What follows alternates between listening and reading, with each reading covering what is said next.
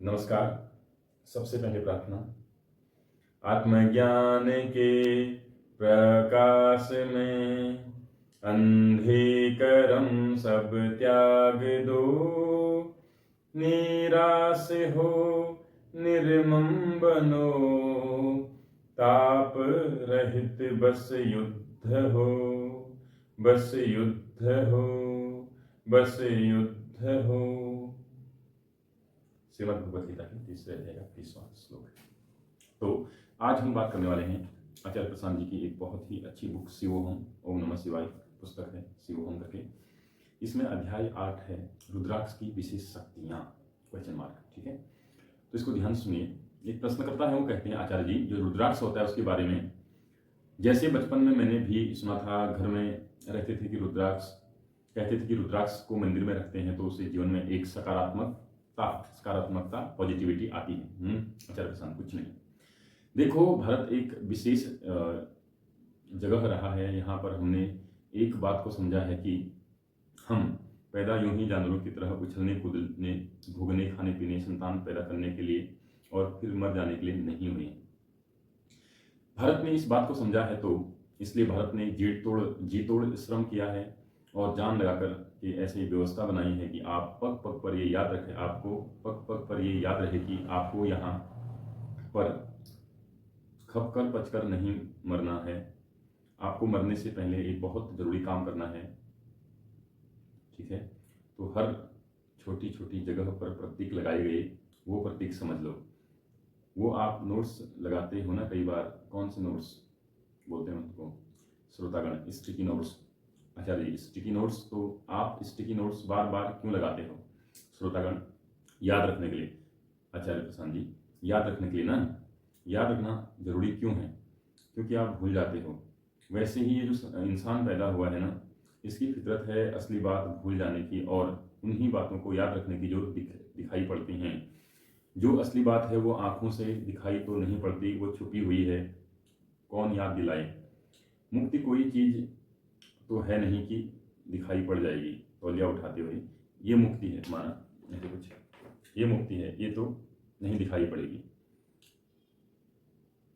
पर ये तौलिया दिखाई पड़ रहा है और तौलिया फटा हुआ था, तो तुरंत मन इस बात में लग गया कि तौलिया फट गया, नया तौलिया लाना है ना। दिखाई दे रहा है ना। आंखों से जो चीज़ें दिखती हैं वो तुरंत मन में हावी हो जाती हैं और जो असली चीज़ है वो दिखाई नहीं पड़ती। वो मन में बिल्कुल पीछे चली जाती है, वो मन की बिल्कुल पकड़ में नहीं आती। तो अब और असली चीज़ की याद रखनी हो तो क्या करना पड़ेगा? अगर अब असली चीज़ की याद रखनी हो तो क्या करना पड़ेगा? बहुत सारे स्टिकी नोट्स लगाने पड़ेंगे, है ना। ठीक है, हिंदुस्तान ने इस तरह के हजारों स्टिकी नोट्स लगा दिए जगह जगह पर कि किसी को ये भूलने की अनुमति या सुविधा ही न रहे कि तुम क्यों पैदा हुए हो, तुम्हें लगातार जिंदगी का उद्देश्य याद रहे। तो एक अब पहाड़ी फल ले लिया या बीज ले लिया और उसको नाम दिया कि ये रुद्र की आंख है। भारत नाम देने में बहुत सावधान रहा है और बहुत कलात्मक रहा है। कहते हैं ना कि नाम से ही तो बहुत फर्क पड़ जाता है। तो यहाँ बच्चों को भी जो नाम दिए जाते हैं वो ऐसे ही नहीं दिए जाते हैं। बच्चों को भी जो नाम दिए जाते हैं वो इस हिसाब से दिए जाते हैं कि तुम नाम ले लो और कुछ पार का याद आ जाए।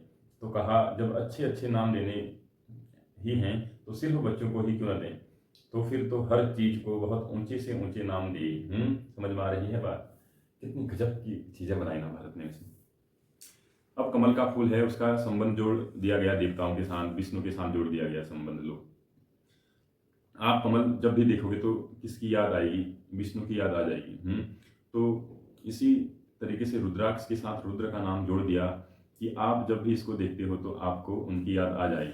फिर वो रुद्राक्ष बड़ा जबरदस्त सा होता है, आसानी से न वो टूटता है न खराब होता है, ये उसमें गुण होता है। आप उसको अगर पहने रखते हो तो बहुत सालों तक चलता है। तो आप उसे पहन सकते हो एक रिमाइंडर, याद दिलाने वाले की तरह। क्या कि इस दुनिया में ही फंसकर नहीं रह जाना, ये महत्व है उसका। कितना प्यारा महत्व है ना। रुद्राक्ष एक स्टिकी नोट्स जैसा है, एक सिंबल है ना, एक साइन है याद दिलाने का कि भाई इस संसार में फंसकर नहीं रह जाना है। ये इतना गजब का महत्व है उसका। ठीक है, और लेकिन हम देखो क्या करते हैं। और इस तरह के महत्व हमने न जाने कितनी चीज़ों के साथ, कितनी पशुओं के साथ, कितने पक्षियों के साथ, कितने पेड़ पौधों के साथ, यहाँ तक कि घास के साथ भी जानबूझकर संबंधित किए। ये जो संबंध बनाया गया, ये न तो रूढ़ी की बात थी, न अंधविश्वास की बात थी। ये बहुत सोच समझकर और तार्किक तरीके से संबंध बनाया गया, क्योंकि वो संबंध अगर नहीं बनाया जाएगा तो आप सिर्फ और सिर्फ जो इधर उधर घचम पचम चलता है यही याद रहेगा, समझ रहे हो। तो इसलिए उसका नाम रुद्राक्ष दे दिया गया। और वो अकेला नहीं है, और भी बहुत सारे बीज फल हैं जिनको दैवीय नाम दिए गए हैं। इसका लेकिन ये मतलब नहीं कि तुम स्टिकी नोट्स से ही चिपक कर रह जाओ। इसका ये मतलब बिल्कुल नहीं कि रुद्राक्ष की कोई विशेष शक्ति होती है। रुद्राक्ष में कोई शक्ति नहीं होती। रुद्राक्ष क्या है, जैसे प्रकृति में जितनी चीजें पैदा होती हैं वैसे ही, जैसे प्रकृति में इतनी चीजें पैदा होती हैं वैसे ही रुद्राक्ष भी पैदा होता है। कोई उसमें अपने आप में कोई विशेष शक्ति नहीं होती। लेकिन अगर रुद्राक्ष को देख करके आपको शिवत्व की याद आ जाती है तो रुद्राक्ष का काम सफल हुआ। आप सोचो कि जीवन में रुद्राक्ष लाने भर से कुछ बदल जाएगा, तो कुछ नहीं बदलेगा। शिवत्व असली चीज है। अब आप शिवत्व से दूर हो और रुद्राक्ष को पकड़े हुए हो तो आप अपने आप को ही धोखा दे रहे हो। और ये बहुत लोग करते हैं। तुम स्टिकी नोट्स अपने माथे पर चिपका लो, उससे तकदीर थोड़ी ही बदल जाएगी, उससे तकदीर थोड़ी ही बदल जाएगी, या बदल जाएगी बोलो। तुम घर की दीवारों पर जगह जगह लिख दो टुडे टुडे, टू डू।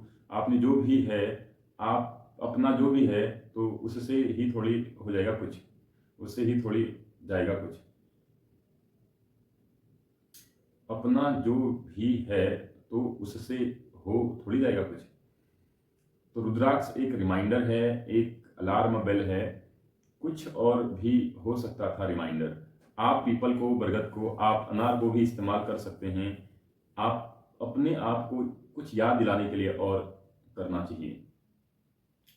संतों ने भी यही करा है। उन्होंने तो जो कुछ देखा उसी का प्रयोग कर लिया अपने को जगत के सच की याद दिलाने के लिए। चलती चक्की देखकर दिया कबीरा रोय। लो, रुद्राक्ष नहीं था कोई बात नहीं, हमने चक्की को देखकर ही याद कर लिया कि गड़बड़ है मामला। इस दुनिया की सच्चाई हमने इस चक्की से ही पता कर ली। अब उनके समझ में चक्की थी, उनके समझ में अगर मोबाइल फ़ोन होता तो उन्होंने मोबाइल फ़ोन पर भी ज़बरदस्त दोहे बोले होते। वो इसको भी देख कर न जाने कितना कुछ समझ जाते और कितनी दूर की बात कह जाते। तो आपके पास जो कुछ भी है उसका इस्तेमाल करिए पार निकलने के लिए। और आप करोगे क्या? आपका जन्म ही इसलिए हुआ है। और आप क्या करोगे? जो भी दिख रहा है, जो भी पकड़ में आ रहा है, जो भी सहायता उपलब्ध है, जो भी संसाधन उपलब्ध हैं, उन सबका एक ही दिशा में इस्तेमाल होना चाहिए, एक ही दिशा में इस्तेमाल करना है। और ये बिल्कुल नहीं सोचना है कि जैसी आप जिंदगी चला रहे हो वैसे ही जिंदगी चलाने में कोई फल, कोई बीज या कोई रुद्राक्ष आपकी मदद करेगा, कभी नहीं। शिवत्व का तो मतलब ही होता है विध्वंस। शिवत्व का मतलब ही होता है विध्वंस। जो कुछ भी नहीं होना चाहिए उसको हटाने के प्रतीक हैं शिव। और सच्ची बात यह है कि हमारी जिंदगी में ज्यादातर वही है जो नहीं होना चाहिए, वही है जो नहीं होना चाहिए। अब आपकी जिंदगी में जो कुछ भी है वो आप हटाना तो नहीं चाहते और रुद्राक्ष पकड़ कर बैठ गए, तो कुछ नहीं मिलने वाला। जीवन में परिवर्तन लाना होगा। रुद्राक्ष आपको अधिक से अधिक याद दिला सकता है कि परिवर्तन लाना जरूरी है और अभी बाकी है। वो परिवर्तन असली चीज है। देखिए, सब धर्म का, अध्यात्म का उद्देश्य जो है वो कभी नहीं भूलना चाहिए। धर्म का, अध्यात्म का उद्देश्य है आपकी शांति, आपकी खुशहाली और अंततः आपकी मुक्ति। जब तक आप जिए तब तक आप शांत रहें और मृत्यु से पहले ही मानसिक मुक्ति को प्राप्त हो जाएं। ये है अध्यात्म का उद्देश्य। अध्यात्म है ही इसलिए क्योंकि आदमी परेशान है, आदमी कष्ट में है, बिलखलाता है, इसलिए अध्यात्म की जरूरत है। अन्यथा अध्यात्म की कोई आवश्यकता नहीं। तो आप इधर उधर की चीजों में अटक जाएं, प्रतीक को ही असली बात मान लें तो उससे कुछ मिलने वाला नहीं है। तो रुद्राक्ष का महत्व समझ में आया। क्या रुद्राक्ष में कोई चमत्कार होता है? नहीं, रुद्राक्ष एक नॉर्मल चीज है, उसमें कोई चमत्कार नहीं होता। मगर एक बहुत अच्छी बात है क्योंकि वह बीज एकदम से खराब नहीं होता, एकदम से टूटता नहीं। हमारे साथ अगर हम उसको रखें तो बहुत लंबे समय तक चल सकता है। इसलिए उसको हम धारण इसलिए करते हैं ताकि हमें हर पल याद रहे कि भैया ये दुनिया जो है यहाँ से मिलने वाला कुछ नहीं, इसको अभी छोड़कर चले जाना है। बस अभी अभी पैदा हुए थे, अभी हमारा जन्म हुआ था, अभी हम बच्चे थे, अभी हम बूढ़े हो गए हैं और अभी हम ये संसार छोड़ के चले जाएंगे, तो करना क्या है इस जीवन का, जो इतना समय मिला इसका उपयोग कैसे करना है वो याद दिलाए आपको, इसलिए उपयोगी हो जाता है रुद्राक्ष। ठीक है, तो इसकी गलत फहमी ना पालें कि रुद्राक्ष गले में धारण कर लिया, घर में रख लिया तो सकारात्मकता आएगी, कुछ भी नहीं। आचार्य प्रशांत कितने गजब तरीके से कहते हैं ना कि अगर आप अपने आप को नहीं बदल रहे हो और घर में रुद्राक्ष रख रहे हो तो कुछ नहीं बदलने वाला। और अध्यात्म क्या है, कितनी गजब बात कही है ना। अध्यात्म का उद्देश्य आपकी शांति, आपकी खुशहाली और अंततः आपकी मुक्ति है। मुक्ति मतलब होता है एक बहुत प्यारा जीवन जीना, सबसे ऊंचा जीवन जीना। ठीक है, जब तक आप जिए आप शांत रहें और मृत्यु से पहले ही मानसिक मुक्ति को प्राप्त हो जाएं, ये है अध्यात्म का उद्देश्य। जब मृत्यु होती है उससे पहले ही आपका मन स्थिर होने लगे, आप समभाव में जीने लगे, आप आत्मस्थ हो जाएं, आप प्रकृष्ट हो जाएं, यही जो है आपका अध्यात्म का उद्देश्य है। अध्यात्म है ही इसलिए क्योंकि आदमी परेशान है, आदमी कष्ट में है, आदमी विलखता है, इसलिए अध्यात्म की जरूरत है, अन्यथा अध्यात्म की कोई आवश्यकता नहीं।